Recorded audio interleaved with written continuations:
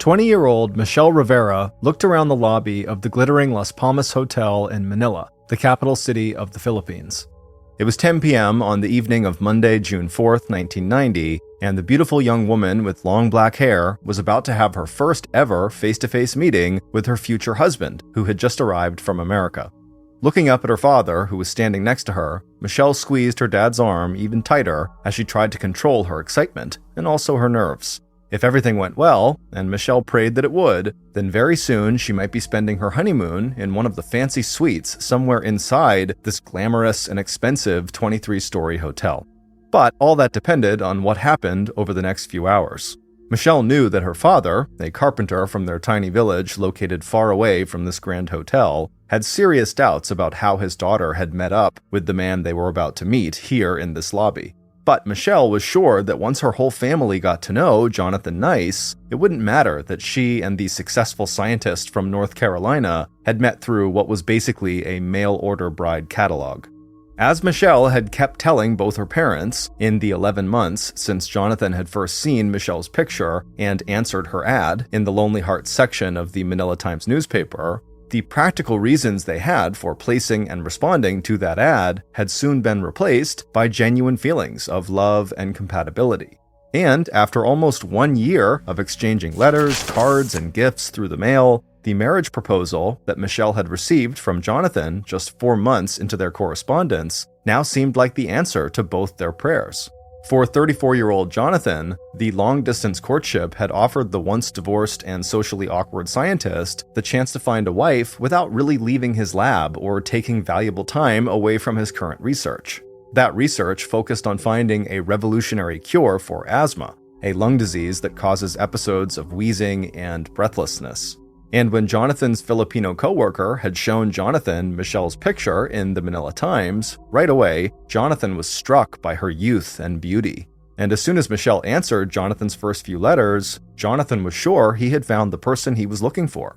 A gorgeous partner who was willing to give him a family, be a stay-at-home mom, and focus her attention exclusively on caring for him and their kids. For Michelle, the educational, financial, and cultural roadblocks she had faced ever since graduating from high school had eventually convinced her that marrying a successful American might be her best bet for moving up in the world. So far, her attempts to make that happen on her own had failed.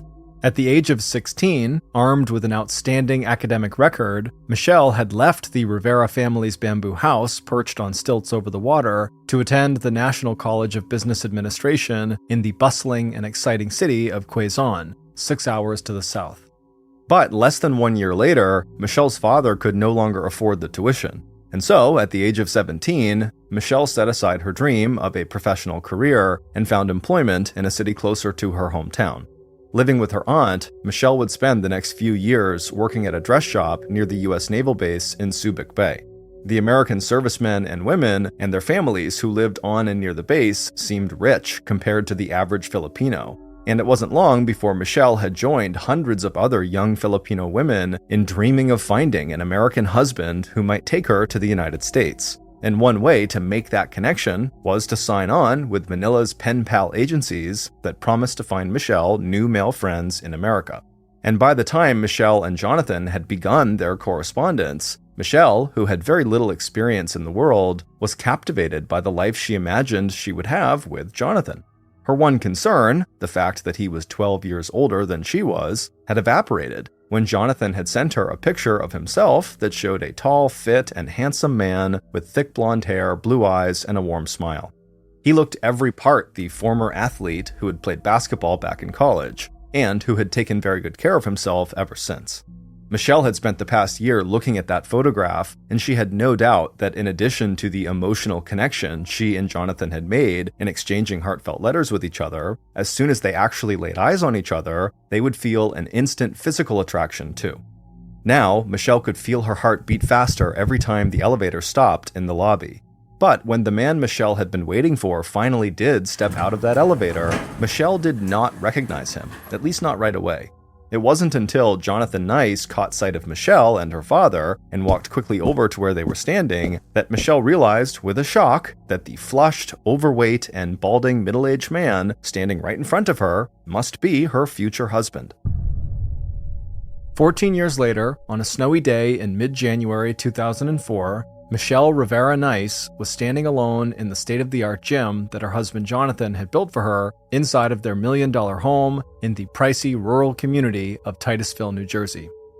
Looking out one of the windows at the beautifully landscaped lawn, Michelle thought about the real cost of hiring Ostrich Nursery just over 3 years ago to plant the snow-covered trees that were now large enough to shade the 3-acre property.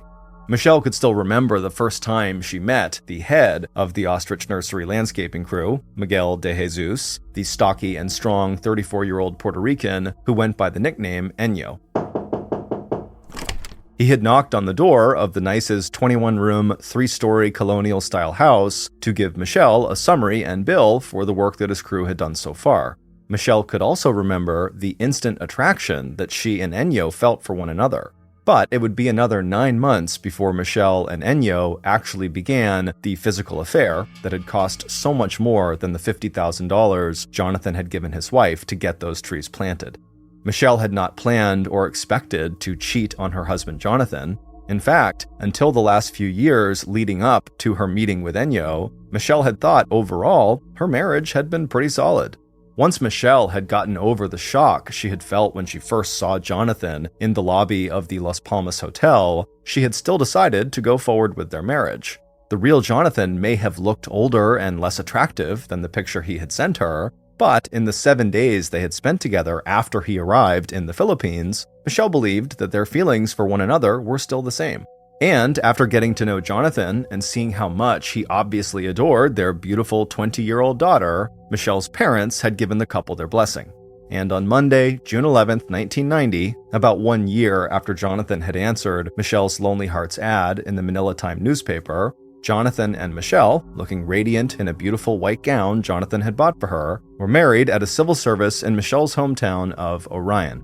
After that, in the 7 months that it took Michelle to get the visa that would allow her to join Jonathan in the United States, Jonathan not only set up a generous bank account for Michelle, he also took a second job so he could send regular checks to Michelle's entire family. Jonathan had also come up with a cover story that he and Michelle would tell his family and colleagues when Michelle did appear by Jonathan's side at East Carolina University in the town of Greenville, where Jonathan was a professor. To avoid the embarrassment of Michelle being seen as a mail-order bride, the couple would explain that they had met and married in Hawaii while Jonathan had been away at a conference. And a little over 9 months to the day from Michelle's arrival stateside in April of 1991, the marriage between Michelle and Jonathan delivered on the promise they'd made each other to have a family together. In January 1992, the couple welcomed their first child, and 22 months after that, they welcomed their second son. And 6 years after that, they welcomed their third and final child, a daughter named Samantha. By then, local gossip over Michelle's youth and sudden appearance had died down, and she had been warmly accepted by Jonathan's friends and family. Jonathan had also delivered on the promise he'd made to Michelle that marriage to him would mean a life of financial comfort and stability, not only for Michelle, but for her family back in the Philippines. And by the end of 1998, a little over 9 years since their marriage, all of Jonathan's hard work and long hours at the lab catapulted the couple from the ranks of the financially comfortable into the ranks of the truly wealthy. That's when Jonathan's research into a cure for asthma grabbed the attention of the $4 billion asthma drug market, and Jonathan launched his own multi-million-dollar company called Epigenesis. 2 years later, by early 2000, the family had moved from their apartment in Greenville, North Carolina, to their huge house here at No. 1 Keithwood Court. But for Michelle, there had been a dark side to her husband's success. With each passing year of their marriage, Michelle had really begun to notice that Jonathan was becoming a more and more possessive and controlling partner. He had gone from being proud of being seen in public with his attractive young wife to feeling jealous when any other man so much as looked at her. After Michelle had joined a local gym and become interested in a career as a personal trainer, Jonathan had responded by building a gym inside their home, so Michelle, dressed in form-fitting clothes, would no longer have any reason to leave the house if she wanted to work out. And when Michelle went back to the Philippines to visit her family for the first time in 9 years, Jonathan had refused to let her take their children with her to see their grandparents, aunts, uncles, and cousins. The landscaping project had been another one of Jonathan's efforts to control Michelle's growing restlessness, and also the loneliness and isolation she was feeling, because Jonathan was now spending so many long days working at Epigenesis. Jonathan had given her that $50,000 and told her to do whatever she wanted to make the property outside their house as beautiful as all the new furnishings had made the inside of their house. By the time Michelle picked up the phone and called Ostrich Landscaping, Michelle had also begun to suspect that despite their lavish lifestyle, Jonathan's company, Epigenesis, might not be doing as well as Jonathan kept saying it was. Despite his constant work and travel, investors were starting to lose confidence not only in the drug that Jonathan was developing, but also in Jonathan's performance as CEO of Epigenesis. Not to mention the fact that Jonathan had started drinking heavily. But even though these stresses and strains on their marriage had caused friction between Michelle and Jonathan, it wasn't until Michelle discovered what she thought of as a huge betrayal of trust that the nicest marriage really started to fall apart. That betrayal of trust was a lie that Jonathan had told her right at the beginning of their relationship. Because back in 1989, not only did Jonathan send Michelle a picture of himself that had been taken when he was much younger, he had also lied to Michelle when he told her he was just 34 years old. In fact, when Jonathan answered Michelle's ad in the Manila Times, he was not just 14 years older than his 20-year-old bride-to-be, he was actually 40, making him twice as old as Michelle, whose biggest concern about their relationship had been their age difference. And when Jonathan had filed all the paperwork required to make their marriage legal in both the United States as well as in the Philippines, Jonathan had also falsified his age. Having seen that doctored paperwork, it never occurred to Michelle to question Jonathan's age until more than a decade later when she and Jonathan's mother were talking about an upcoming birthday. When Michelle commented on Jonathan's age, her mother-in-law looked surprised and then dropped the bombshell that would turn what remained of Michelle's love for her husband into anger and resentment. In May of 2002, Jonathan would not be turning 44, he would be turning 52. To Jonathan, that lie he had told so many years ago might have seemed unimportant once he and Michelle had fallen in love and gotten married, but to Michelle, finding out about it 12 years later felt like a perfectly timed blow that would break open all the cracks in their marriage. When Michelle, aged 32, first met the handsome gardener, Enyo, the two of them talked together over coffee. After that landscaping project was finished, Michelle and Enyo, who had a common-law wife and 3 kids, exchanged phone numbers and talked by phone. But it wasn't until a few months after Michelle had found out that her husband had lied to her about how old he was that Michelle made the step from having an emotional affair with a man whose life was even more complicated than her own to having a sexual affair. Now, 2 years after Michelle's first meeting with Enyo in a seedy, pay-by-the-hour motel room the next town over from Titusville, the Nice's stable and prosperous marriage and life was going down the drain. 1 year after the affair started, Jonathan, who had been suspicious about Michelle's sudden and frequent absences from the house, had checked her cell phone and discovered that his young wife was cheating on him. Enyo's wife had discovered the same thing and had kicked Enyo out of the house. After that, Jonathan went to the police claiming that he'd gotten a call from Enyo demanding $500,000 or Enyo would go public with a recording he had made of having sex with Michelle. Even though police couldn't prove Jonathan's claim, the investigation had turned the couple's lives upside down. There had been a confrontation between Enyo and Jonathan, who had taken out a year-long restraining order against Enyo that forbid Enyo from coming anywhere near Michelle or the nice home. There had been angry calls from Enyo's wife, and Enyo himself had begun asking Michelle for money. And then everything else had fallen apart too. Jonathan's new cure for asthma turned out to be a failure, and 10 months ago, in March 2003, the board of directors at Epigenesis had fired Jonathan and kicked him out of the company he had founded 9 years earlier. The board had given him a generous stipend, but it wasn't enough money to support the family's expensive lifestyle. And 4 months later, Michelle overrode her husband's objections and got a part-time job working 25 hours a week behind a cosmetics counter at the local mall. Jonathan himself was now spending almost all day at home, enjoying time with his 3 kids, and also watching Michelle, who was now actively talking about wanting a divorce, even as Jonathan was begging her to stay with him and work on their marriage. Now, letting out a deep sigh, Michelle took one last look through the window before turning away and leaving her workout room. The snow that had fallen the night before had been enough for area schools to close for the day, but Michelle knew that the mall was still open despite the weather. Glancing at her watch, Michelle saw that it was close to 4 p.m., time for her to shower, change into her black uniform, pin her brass Chanel name tag to her breast pocket, and head to her evening shift behind the Chanel counter at Macy's department store. A few minutes after 4, Michelle heard the sound of Jonathan's car in the driveway.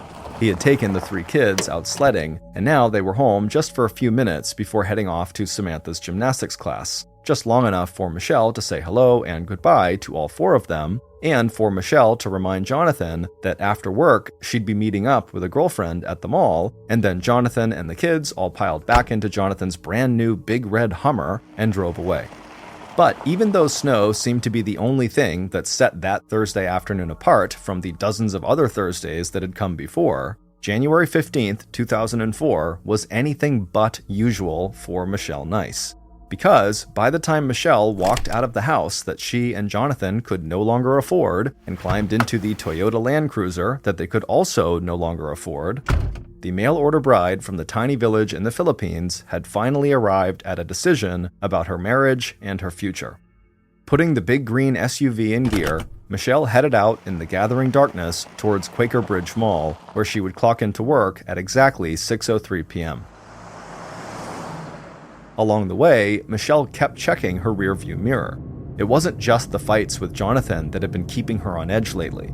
As Michelle had recently told her close girlfriend, as well as her husband, Michelle had begun to suspect that when she did leave the house, there was someone out there who had begun keeping an eye on her. It wasn't until the maintenance crew from the local gas and electric company saw the dark green Toyota for the second time, still sitting with its front wheels partly submerged in Jacobs Creek, its engine still running, that they decided to stop. It was around 7 a.m. on Friday, January 16th, and the 2 men had spent the entire night working on electric poles and wires that had come down in the recent snowstorm. They'd first spotted the Land Cruiser an hour earlier on their way to get breakfast. Even though the SUV was parked 15 feet below the roadway, it was still easy to see, and with its engine on and front wheels standing at about 6 inches of water, the men had assumed that the vehicle must belong to a local hunter or someone who was out fishing. Now, breakfast finished and heading back to work, the men weren't so sure. And a few minutes later, after scrambling down the snowy embankment from their service truck to take a closer look at the Toyota, their curiosity and concern turned to horror. It wasn't just the frozen blood smeared on the outside of the vehicle and staining the snow next to the driver's side door. It was what the men saw when they looked through the driver's side car window that caused them to stumble backward and grab for their phones.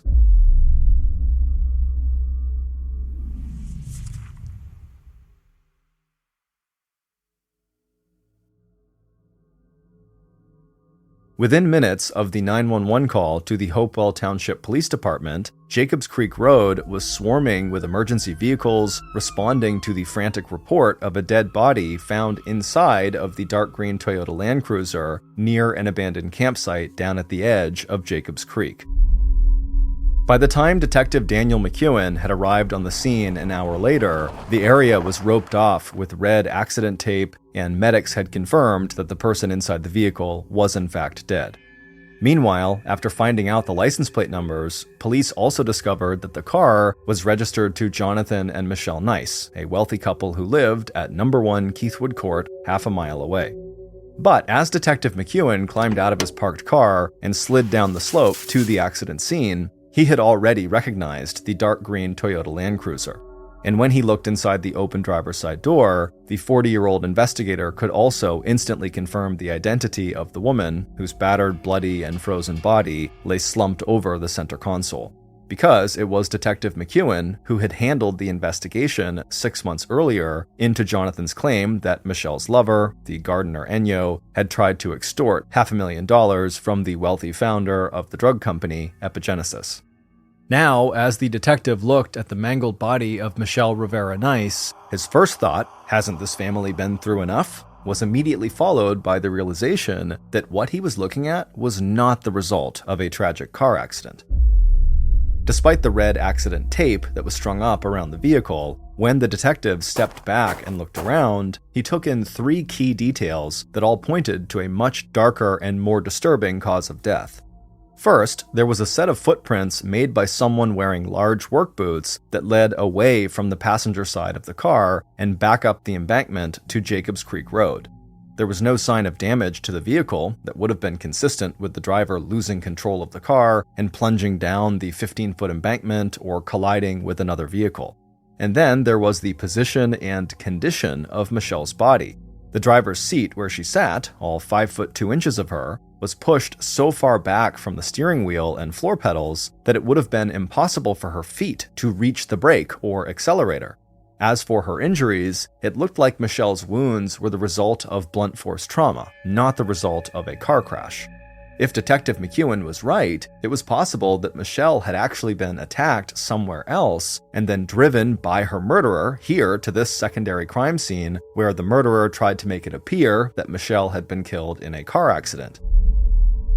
Even before investigators from the New Jersey State Police Major Crimes Unit arrived on the scene at 10:30 p.m. that Friday night to coordinate the investigation, Detective McEwen's past experience with the Nice family had made him the obvious choice for lead detective on this case within the local Hopewell Township Police Department. Operating now on the possibility that what they were looking at was a homicide and not an accident, the Hopewell Township Police had already switched gears into investigation mode. As soon as officers had informed Jonathan Nice that his wife had been in a car accident, they would have enough information from her husband about Michelle and where she had been the night before that they could start interviewing Michelle's friends and acquaintances, as well as her co-workers at the Quaker Bridge Mall, including the woman that Michelle had said she had plans to meet up with after her shift at the Macy's Chanel counter. But for Detective McEwen, who knew that the first 48 hours of a murder investigation were critical because that was when the most people were assigned to the case and also when there was the most publicity that might generate leads, his plan was to focus on the people who he already knew had intense and troubled connections with Michelle Nice. And at the top of that list was her husband, Jonathan. Although Detective McEwen had never been able to prove Jonathan's claim that he was the victim of an extortion scheme, Detective McEwen had learned a lot about the Nice family when he dug into that allegation 6 months earlier, back in July of 2003. At that time, Michelle had admitted to the detective that her husband was right when he'd accused her of having an affair with Miguel Enyo de Jesus, one of the crew leaders from the Ostrich Nursery.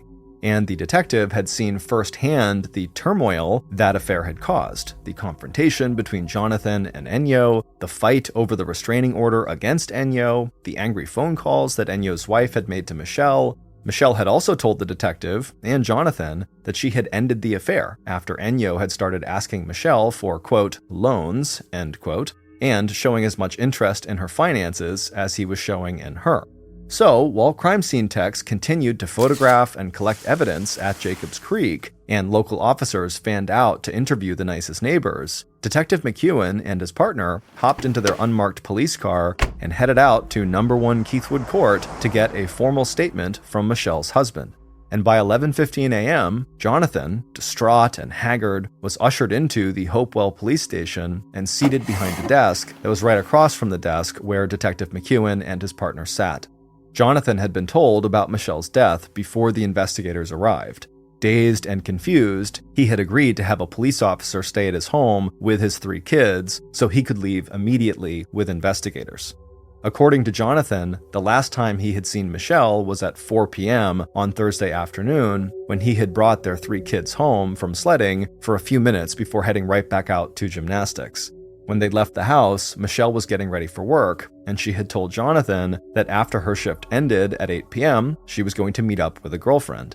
After the kids ate dinner, Jonathan made a call to Michelle that went straight through to voicemail, and he and the children all left a message saying goodnight, and then all 4 of them, Jonathan and his 3 kids, watched a movie together and fell asleep in Jonathan's bed.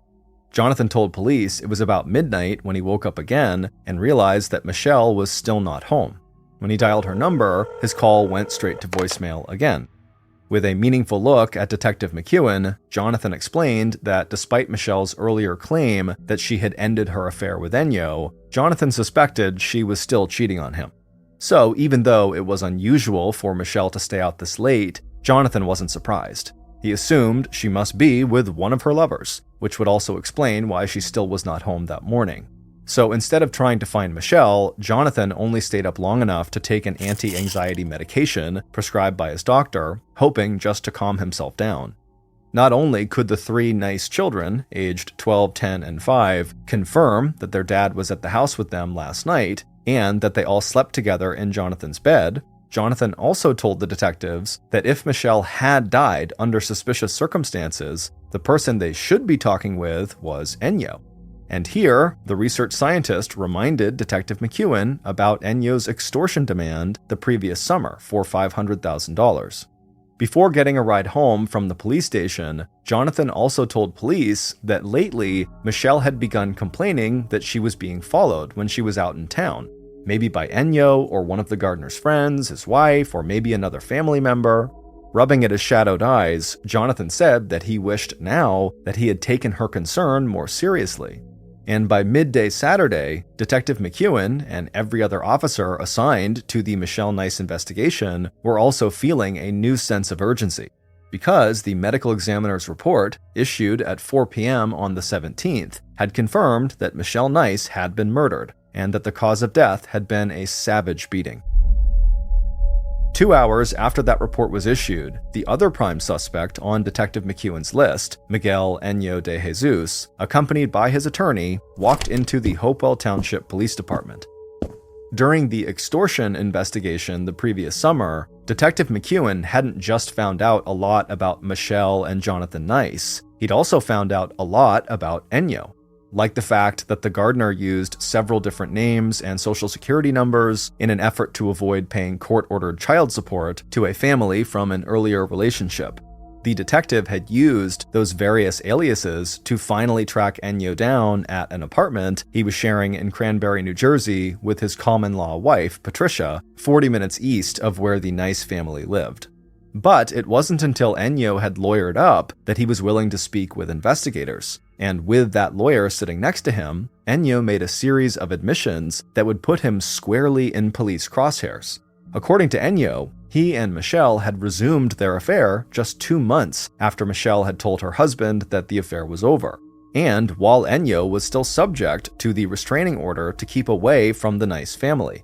Enyo also admitted that he had met up with Michelle on Thursday night before she was killed, when the couple had rented a cheap motel room for 2 hours. But Enyo, like Jonathan Nice, also had an alibi. According to the gardener, after they had checked out of Mount Motel, Enyo had driven Michelle back to the Quaker Bridge Mall and kissed her goodnight at 12:30 a.m., just as Thursday night clicked over into Friday morning. Then, in an effort to hide where he'd been from his wife Patricia, Enyo said he met up with a friend at a bar 40 minutes from Michelle's home before heading to his own house at 1:15 a.m., where his wife was awake and waiting for him. But even as officers prepared to test every minute of Enyo's alibi, the investigation into Michelle's death was about to go in a whole new direction, because Detective McEwen had found himself circling back to a comment that Michelle's husband had made almost 2 days earlier. The detective did not know it at the time, but that comment would end up being the key to solving Michelle's brutal murder. And by Sunday, January 18th, just 72 hours after Hopewell Township Police had received the 911 call reporting the discovery of her body down at Jacobs Creek, investigators had identified and were preparing to arrest Michelle's murderer. Based on what police discovered when they followed up on Jonathan's offhand remark to Detective McEwen about Michelle's last day alive, here is a reconstruction of what really happened on the night that Michelle was killed. By the time Michelle had dragged her suitcase out of her house and into the attached garage of No. 1 Keithwood Court, it was after 1 a.m. in the very early morning of Friday, January 16th, and Michelle had said everything she needed to say to her killer. She had made her decision. It was just like she had told her closest friends. She was tired of the arguments, the guilt, and the demands. Still dressed in her black work outfit with the Chanel name tag pinned to her blouse, Michelle slipped off her shoes so she would make as little noise as possible. She could only hope that her children had not heard anything that had happened during the last 30 minutes since she'd arrived home from the Quaker Bridge Mall. Looking at the bulging suitcase, Michelle realized that getting it into the back seat of the Land Cruiser would take time that she didn't have. Better to leave it, so now, moving quickly, she stepped up to the driver's side of the car, opened that door, and climbed in behind the wheel. The garage was dark, except for the interior car light. The garage door was closed, and the overhead lights were not on. But before Michelle had time to close the driver's side door and turn on the car engine, her killer had suddenly stepped forward out of the gloom. And the nightmare that would later be detailed in the medical examiner's autopsy report was about to begin. Reaching in through the open car door, Michelle's killer grabbed her arm. Squeezing hard enough to leave a fingerprint pattern of bruises, the killer dragged the 100-pound woman out of the seat and threw her onto the floor. As Michelle tried to scramble back to her feet, the killer reached behind her and pulled a baseball bat from a nearby utility shelf. As Michelle turned to get away, her killer wound up and swung the bat with all their might, hitting Michelle squarely in the back of her skull. Falling to the floor of the garage, Michelle's head struck the running board of the Land Cruiser, leaving a dark splash of blood that dripped down onto the ground. Even though the medical examiner would later determine that the strike from the baseball bat had fractured Michelle's skull from the top of her eye socket to the base of her neck, at that point, the mother of three still gathered herself for a fight, trying to cover her face with her hands before turning over and dragging herself back to her feet. But Michelle, barefoot now except for her stockings, only made it a few steps towards the door before sliding in her own blood. As she started to go down onto her hands and knees, the killer came up on her from behind, and grabbing her shoulders, the killer immediately began to slam Michelle's face and head into the concrete floor of the garage again and again, only stopping after hearing what they later described as a sickening thud of smashed bone and cartilage. According to the medical examiner, Michelle's attempt to fight off her attacker had left her with cuts and bruises on her hands, wrists, and lips. The beating had not only cracked her skull, it had also caused significant internal organ damage, as well as bruising and injuries on her arms, hips, and elbows. But as Michelle's murderer slowly stood up, breathing hard and looking around the dim interior of the garage, the medical examiner would later estimate that it may have taken as much as 10 minutes before Michelle finally choked to death on her own blood. In that time, the killer thought through the next steps. Leaning down again to check for a pulse that was no longer there, a jolt of adrenaline surged through the killer. Gathering up Michelle's small body, the killer pushed her into the driver's seat of the Land Cruiser. Then the killer grabbed Michelle's blood-spattered suitcase, shoving it onto the back seat of the Toyota. Oblivious to the biting cold, at 2:15 a.m. on Friday morning, the killer circled the big green SUV and climbed into the passenger seat. Reaching over and starting up the engine, the killer gripped the steering wheel with one hand and used the other to click open the garage door. Then, awkwardly, making sure the headlights were turned off and using the long handle of an ice scraper to push the pedals of the accelerator and brake, the killer put the car into reverse and began backing out of the garage. Once the killer had enough room in the driveway to turn the car around, they immediately lost control of the vehicle, veering off the driveway and onto the front garden before finally coming to a stop back on the driveway. With the car now in park, the killer leaned over the center console and pushed the driver's seat back as far as it would go so there was more room to manipulate the floor controls with the handle of this ice scraper. Or, as police believe, for the killer to climb into the driver's seat and drive the car while sitting literally on the lap of Michelle's bloody and lifeless body. A few minutes later, the killer was driving slowly along the narrow, dark stretch of Jacobs Creek Road, looking for the white picket fence that was the one break in the guardrail that separated the road from the embankment leading down to Jacobs Creek. Once the killer saw the white wooden fence, they slowed, then steered the car so it broke and then ran over the fence. A moment later, and the big car had dropped gently down the 15-foot slope, passed through the middle of the small campsite, and broken the surface ice of the creek before the front wheels came to rest in 6 inches of water. 14 years earlier, when Michelle had met her future husband for the first time in person in the lobby of the Las Palmas Hotel, the one feature she had recognized from the photograph he had sent her of a much younger version of himself was his height. Now, after looking at his wife's dead body slumped over in the seat next to him, her right eye swollen shut, and the white bone of her skull showing through the cuts on her forehead, Jonathan Nice opened the passenger side of the family Land Cruiser and unfolded his heavy 6-foot 4-inch frame from the car as he stepped out onto the smooth expanse of unbroken snow. It was 3:15 a.m. Jonathan had been waiting for Michelle when she arrived home 2.5 hours earlier. As soon as her car had pulled into the garage, Jonathan had used the remote to close the garage door before beginning what was by now a familiar and vicious argument about Michelle's ongoing affair with Ennio. This time, though, Michelle didn't just tell her husband that she wanted a divorce, something she'd been saying for almost 5 months. This time, Michelle had walked into their bedroom, pulled out a suitcase, and begun packing to leave. For a long time now, Michelle had suspected that Jonathan had hired someone to follow her or was following her himself.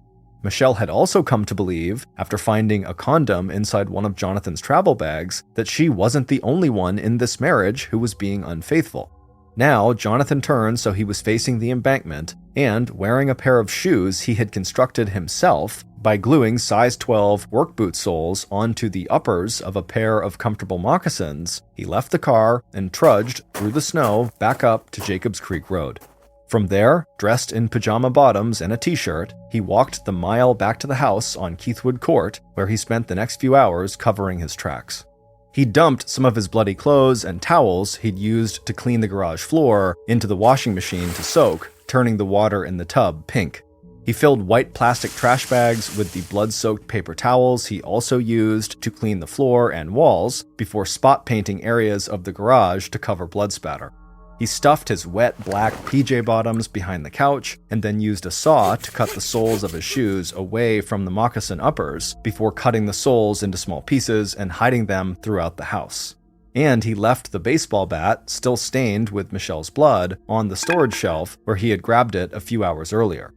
And then, Michelle's husband and killer went upstairs and crawled back into bed with his 3 kids and waited for the call that would tell him that Michelle had been killed in a tragic car accident out on Jacob Creek Road.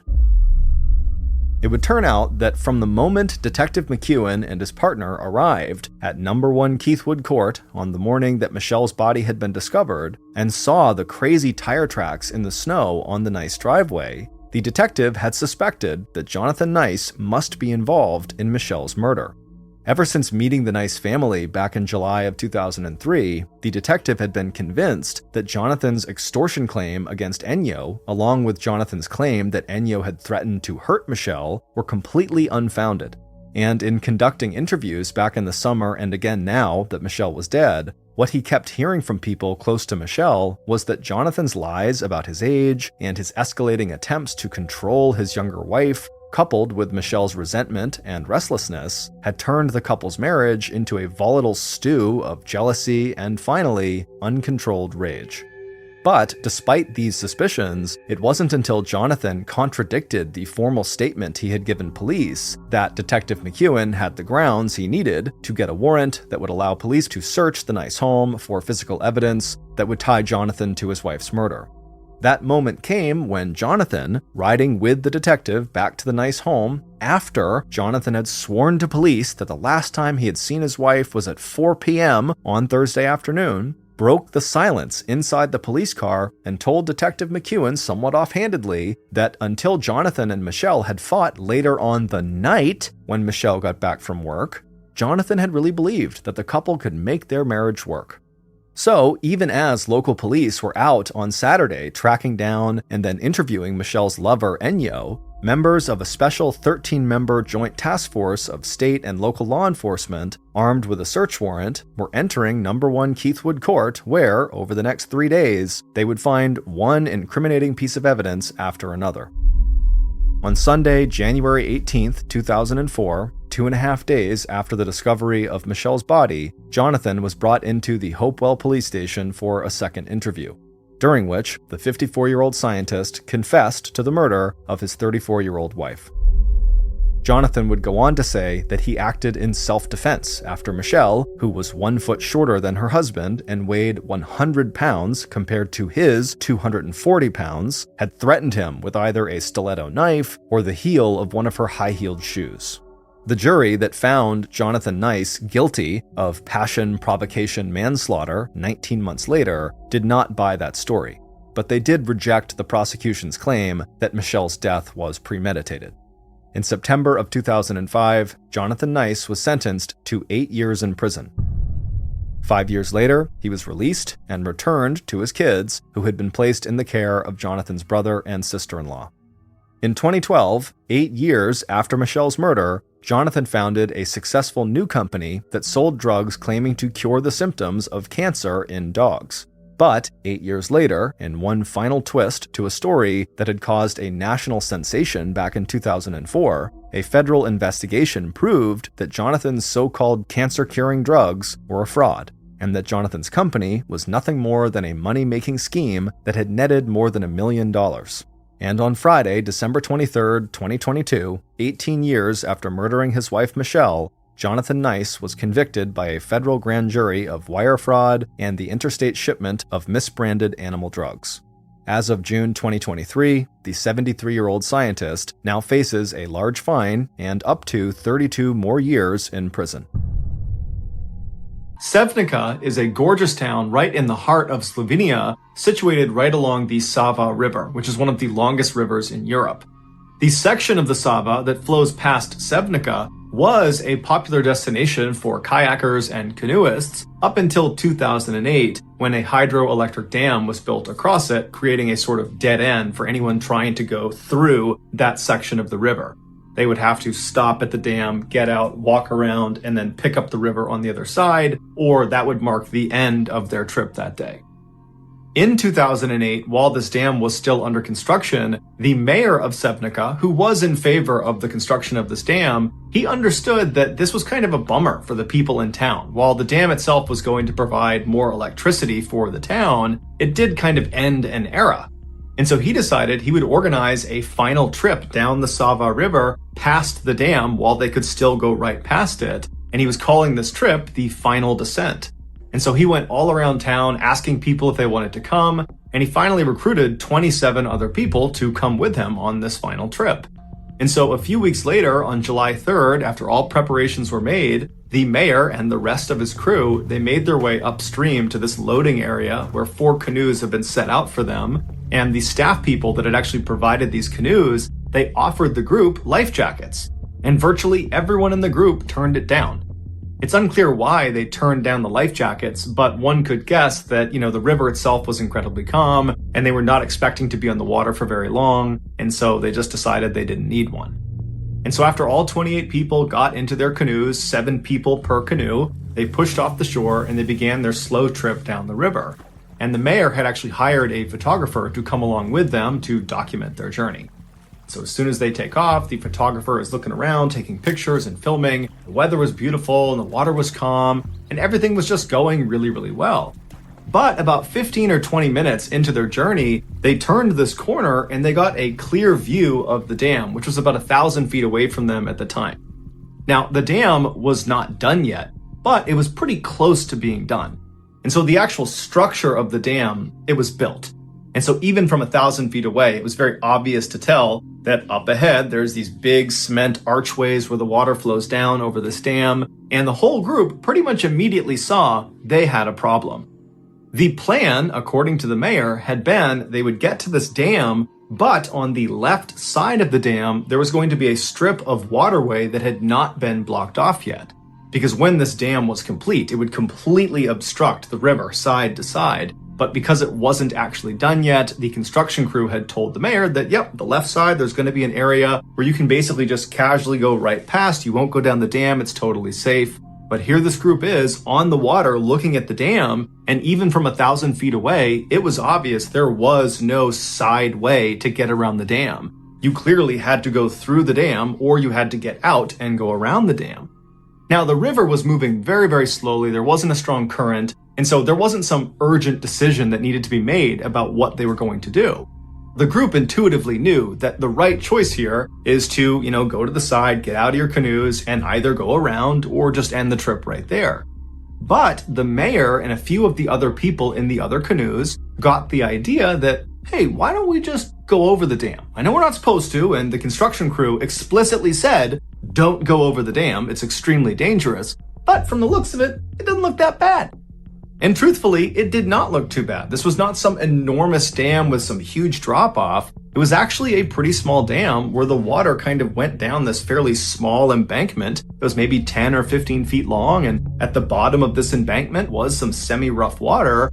But overall, it just looked like it might be kind of fun to go down this dam, like you'd be going down a slide with your canoe.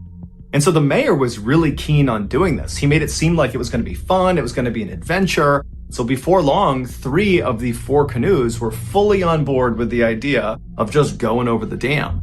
The 4th canoe that was not prepared to go over the dam had the photographer in it. And they said, we're not comfortable with this, but we'll pull up next to the dam and we'll just film you guys going over the dam. It'll be really cool. And so after making their plans about who was going to do what, the 4 canoes continued down the river. And when they got about maybe 100 or 200 feet away from the entrance to this dam, the 4th canoe with the photographer pulled off on the left side of the river. They got out and the photographer lifted up his camera and he began filming the other 3 canoes as they made their approach into the dam. Now, the video from this photographer that was released to the public, it shows the first of these 3 canoes actually going into the dam. And you see these 7 people on this canoe. They're kind of happy and excited looking. They have nervous anticipation like they're about to start a roller coaster or something. And they're making their way into this dark section inside of the dam. They're basically going through the gates of the dam where they're going to go down this embankment.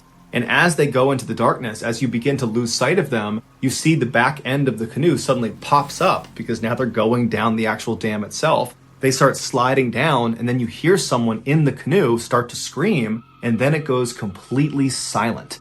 And then the video just ends. That canoe, right after it slid down that downslope, it would reach the waters below, but the canoe would capsize, throwing everyone on board into the water. And these 7 people, they didn't even have a chance to catch their breath before they were sucked under. Not only because the water was rough at the bottom of the dam and kind of was churning and pulling them under, but also because this is a hydroelectric dam. And at the bottom of the dam, underneath the water where they were all these big openings to underwater tunnels. And these tunnels functioned like vacuums. It pulled water down inside and then ran the water past a turbine, causing it to spin, and that would generate the electricity. That's what the dam actually did. And so after the water was pushed past this turbine, it would be jettisoned out somewhere else downstream. Now, even though this dam was not fully operational yet, these tunnels and the turbines at the bottom of them, they were operational. So as these 7 people are dumped into these incredibly dangerous waters and they're getting pulled down towards these tunnels, the other 2 canoes, they have no idea what's going on with this first canoe, and so they just continue on and they go over the dam. The second canoe that went down the dam, they also capsized at the bottom. All 7 occupants were thrown out and they were sucked down underwater almost immediately. The third canoe that went over the dam, they did not capsize. And so after they cleared the dam and kind of paddled away, they began looking around for the other 2 canoes that should have already been down there. And there was nobody out in front of them. And so they turned around thinking maybe they're closer to the dam and they don't see anyone, but they see one of the canoes is completely flipped over and the other canoe has been broken apart in the churning waters right at the base of the dam. And they see the wood from this canoe just getting tumbled around. And so this third canoe immediately turns and tries to paddle over to the base of this dam to try to start pulling people out of the water. But when they get over there, there's no one there. The 14 people that had been in these 2 canoes, they're gone. Ultimately, 13 of the 14 people that fell in the water that day would perish, and one of the fatalities was the mayor. The only person who survived who fell in the water was actually the mayor's wife, who by some miracle managed to swim out of the grasp of these tunnels under the water and made it to shore. Over the next several days and weeks, police divers were able to eventually find all 13 bodies, one of which had traveled 25 miles away to Croatia. No information was given about the state of the bodies when they were found, and so we don't know if having been sucked down through these tunnels and forced past these underwater turbines played a role in their death. All the public knows is that all or most of these 13 people were sucked down into these tunnels and then they died.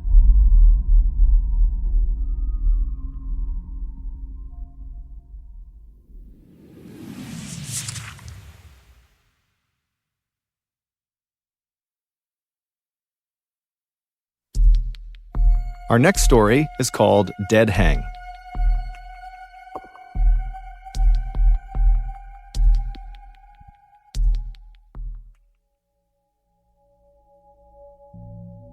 Despite the fact that today there is already tons of shocking content on the internet, there is still something truly insane about Wu Yongning's videos. In 2017, Wu was a 26-year-old climbing enthusiast who was dubbed China's first rooftopper.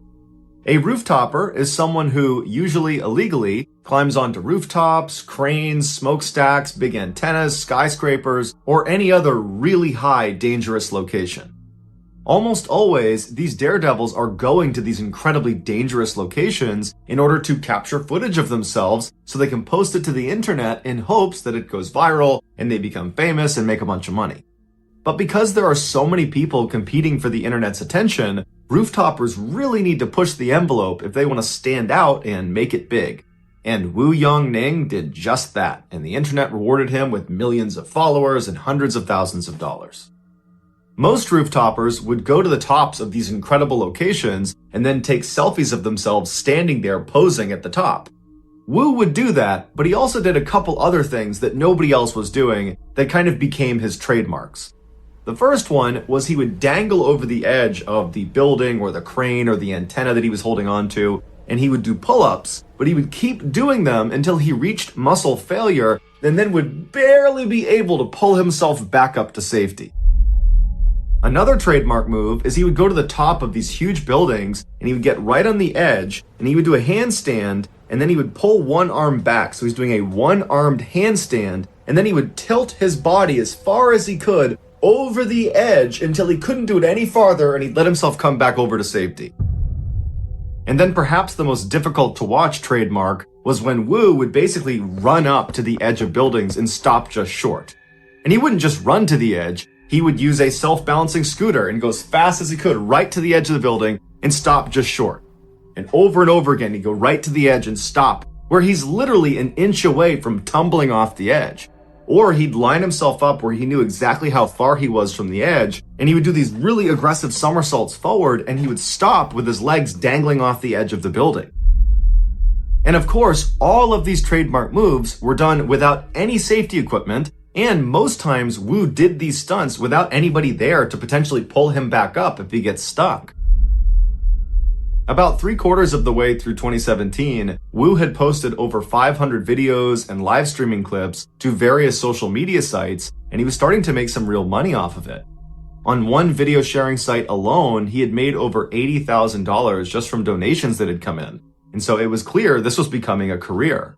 But as the money and the fame were coming into Wu, he started to realize that in order for him to stay on top and keep earning at this level, he would need to continuously outperform his last big stunt.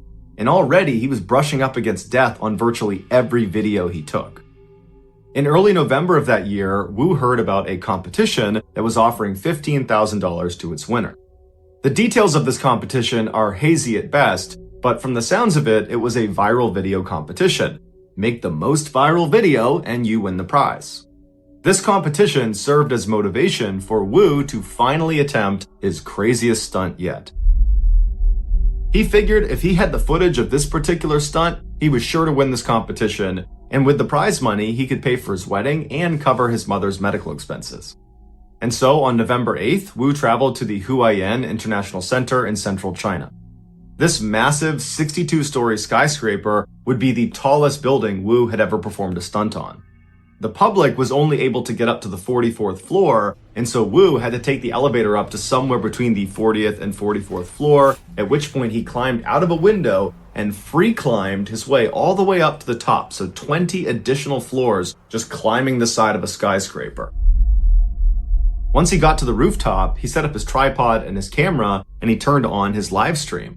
And then he walked around and he began preparing himself for the stunt. Live stream viewers that tuned in would see Wu sitting on the edge of the skyscraper, and he's meticulously wiping down the edge of this building. It's the area he'll be grabbing onto to perform his stunt, which was going to be his trademark pull-ups. And so after several minutes of Wu cleaning this ledge, he begins to lower himself where his arms are still tucked up over the ledge. So he's not hanging, he's got his arms kind of anchored on the top. He's like testing the edge of this lip. And he kind of feels around and he can tell that it's not a good grip. It's not good enough for him to go down to a full extension. And so he pulls himself back up and he goes back to wiping down the edge. And from the looks of it, it seems like Wu is actually pretty nervous about this stunt. And normally when you watch Wu's videos, he doesn't seem nervous at all, even leading up to his stunt. But this one just seemed different. And so after again wiping down this ledge as much as he possibly could, he gets himself ready, lowers himself onto his arms, he lets his legs drop over the edge of the building, and then he goes to full extension. And from there, he does 2 complete pull-ups, and then after the second pull-up, he begins to try to pull himself back up to safety. But he's fatigued and he can't quite get himself up over the edge. He starts to use his feet to try to use the glass to push himself back up, but he can't get a grip. And for the next 15 seconds, Wu is desperately trying to get himself up and over this ledge. He's trying to muscle himself up, but it's obvious he's completely fatigued. I mean, he did free climb almost 20 stories to get up there, and so it makes sense his arms would be tired. But there's nobody up there to help pull him up. And so after a while, he goes back to full extension because he can't do anything. And he looks down as if he's sizing up if he can survive this fall, which he obviously can't. And then the camera picks up a sort of whimpering sound that appears to come from Wu, and then he loses his grip and he falls to his death.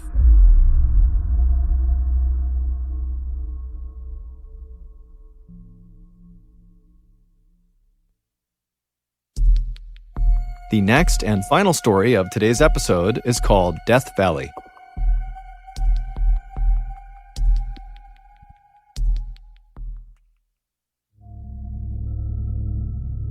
During the California Gold Rush of 1848, hundreds of thousands of Americans living on the east coast of the United States packed up their things in covered wagons and headed west for California to attempt to, quite literally, strike gold. About a year after the rush started, so in the winter of 1849, a group of about 100 would-be gold prospectors were on their way across the continental United States to California when they got lost in this totally barren stretch of desert, roughly 500 miles from their destination, which was San Francisco. They would spend the next 2 months driving around this desert looking for a way out, but they wouldn't find it, and so finally they just stopped, set up camp, and waited to die. But as a last-ditch effort, they sent ahead 2 of their fittest men to try to go out and find help. And miraculously, those 2 men would find help, and it wasn't long before the lost pioneers were going up and over this mountain pass out of the desert out to safety. And so as the pioneers are cresting this mountain, one of the pioneers turns and looks down at the desert valley below where they almost all died, and he famously said, "Goodbye, Death Valley," and the name stuck. While Death Valley has since become a very popular tourist destination for adventurous people, it is still truly one of the harshest environments on the planet.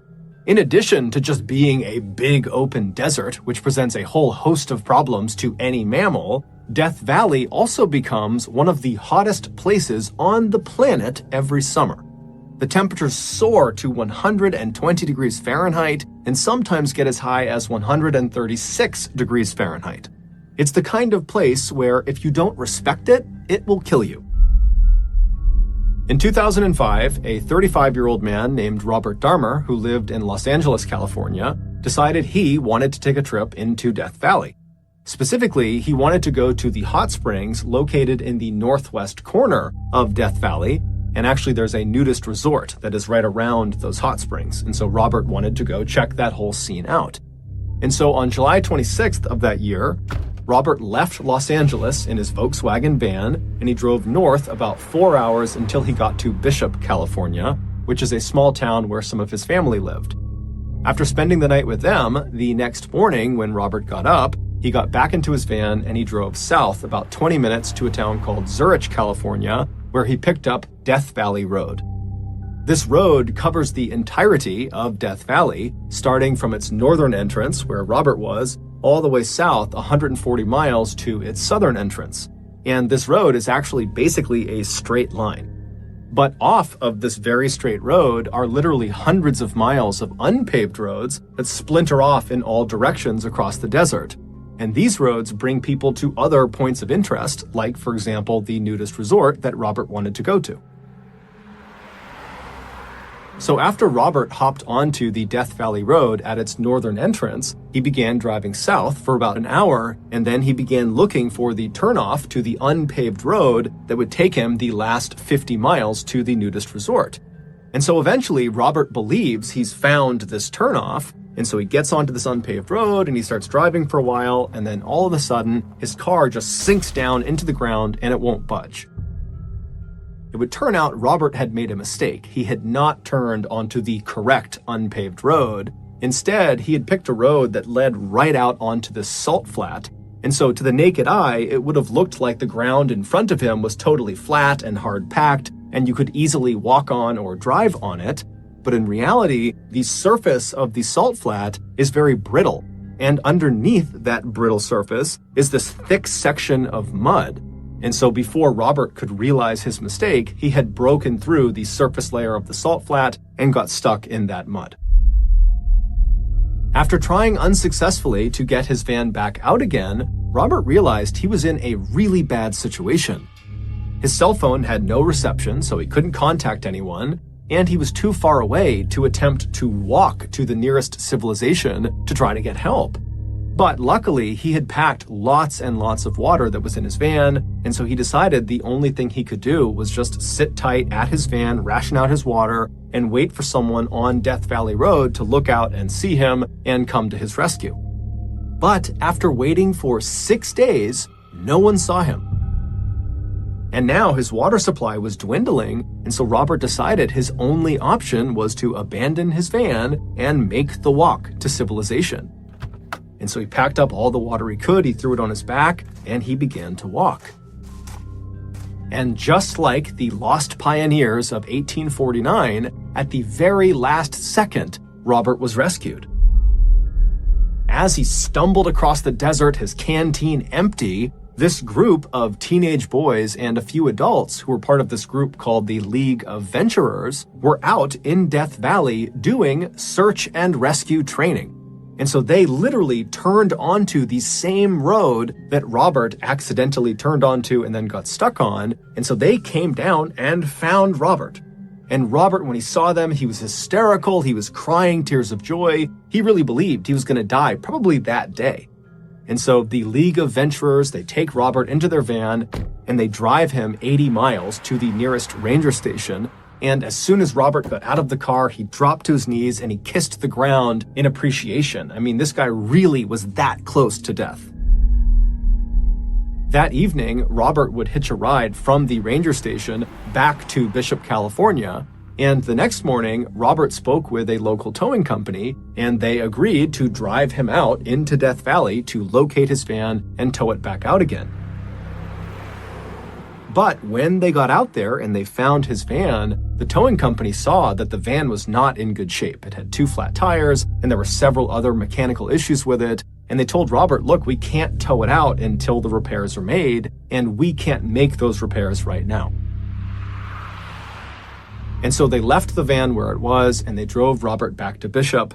And then when they got there, Robert, who was quite handy with his van, decided he would just make the repairs himself. And so he went around town, he gathered up all the supplies he would need, and then that evening, he got a local young couple to give him a ride back into Death Valley. Robert had told his family right before he left that his plan was to go and fix his van, and then that night come back to Bishop, and then the next day, he would contact the towing company again, and they could come out and they could get his van out. But that night, Robert did not come back to Bishop, and the next morning, when his family still had not heard from him or seen him, they contacted authorities. It would take a few days, but the authorities would eventually figure out what happened to Robert.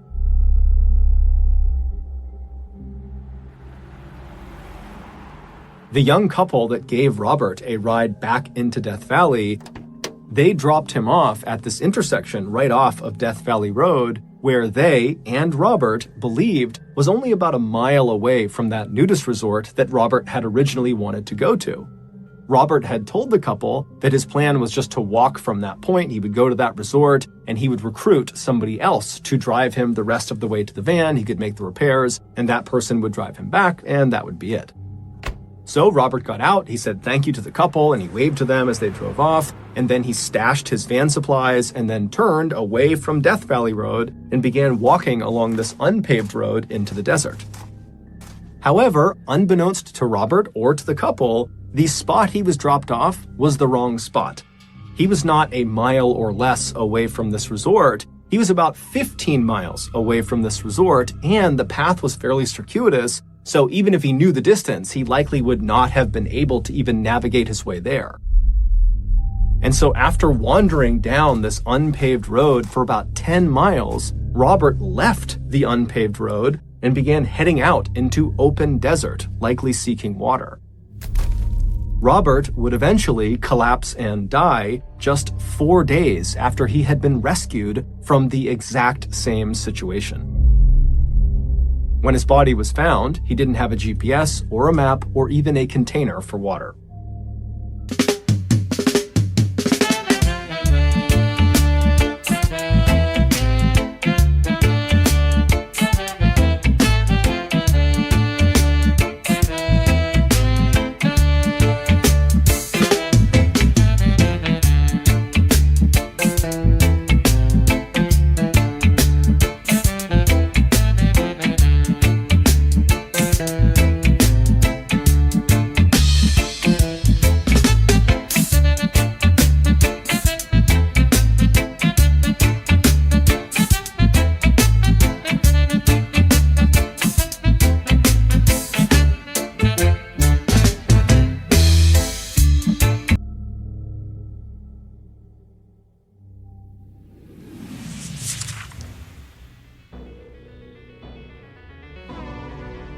Thank you for listening to the Mr. Ballen podcast. If you enjoyed today's stories and you're looking for more bone-chilling content, be sure to check out all of our studio's podcasts, Mr. Ballen's Medical Mysteries, Bedtime Stories, and Runful.